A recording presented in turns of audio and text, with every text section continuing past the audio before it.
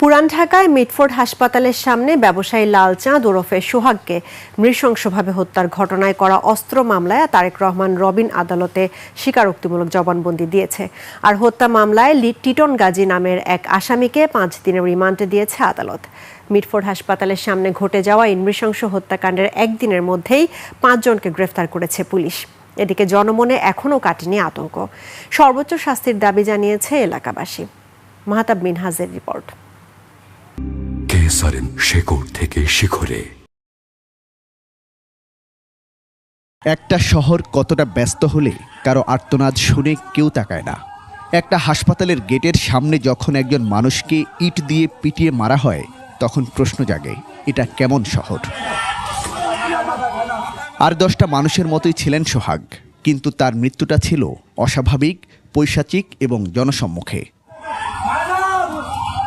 সোহাগকে নৃশংসভাবে হত্যার ঘটনায় করা অস্ত্র মামলায় তারেক রহমান রবিন আদালতে স্বীকারোক্তিমূলক জবানবন্দি দিয়েছেন। এছাড়া হত্যা মামলায় টিটন গাজী নামে এক আসামিকে 5 দিনের রিমান্ড দিয়েছেন আদালত। শনিবার তাদের আদালতে হাজির করে পুলিশ। এদিকে এমন ঘটনায় হতবাক হওয়ার পাশাপাশি আতঙ্ক বিরাজ করছে জনমনে। পাবলিক ওনাদের আতঙ্কে থাকে সবসময়, যে কোনো একটা ঘটনা ঘটলে বিএনপি এখানের মধ্যে আর মাঠে কেউ নেই, যার কারণে পাবলিক এখানে যাইলে ভয় পাই। এদেরকে আবার কি করে, কারণ হুমকি দেয়। প্রত্যক্ষদর্শীরা বলছেন, ঘটনাটি হঠাৎ করেই ঘটেনি। চাঁদা নিয়ে নিজেদের দ্বন্দ্বের বলি হন সোহাগ। যারা করছে সে নাকি বিএমপি মানে সাপোর্ট করে, তো যে আইছে উনার কাছে উনিও বিএমপি সাপোর্ট করে, তো দুজনই বিএমপি সাপোর্ট করে। সে নাকি তার থেকে চাঁদা চেয়েছিল, যেটা আমি শুনছি। তো চাঁদা দেয় নাই, এই কারণে উনারকে এইভাবে মারা হয়েছে। শেকড় থেকে শিখরে। হত্যাকারী যেই হোক, সর্বোচ্চ শাস্তির দাবি তাদের। এটার সর্বোচ্চ যেটার শাস্তি আমরা ওইটাই চাই।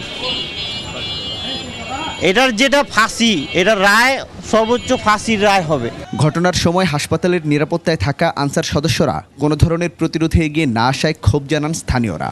হাসপাতালের পরিচালক জানান, কেউ দায়িত্বে অবহেলা করে থাকলে তদন্ত সাপেক্ষে তাদের বিরুদ্ধে নেওয়া হবে ব্যবস্থা। কেন এটা হয়েছে এবং সেই জন্য আমরা উচ্চতর মহলে সেটার জন্য জানিয়েছি এবং তদন্ত অলরেডি শুরু হয়েছে। কোথাও যদি কারো ব্যর্থতা থেকে থাকে তাকে আইনানুগ ব্যবস্থা নেওয়া হবে। এই ঘাতক বস্তুটি দিয়েই নৃশংসভাবে হত্যা করা হয় লালচাঁদ ওরফে সোহাগকে।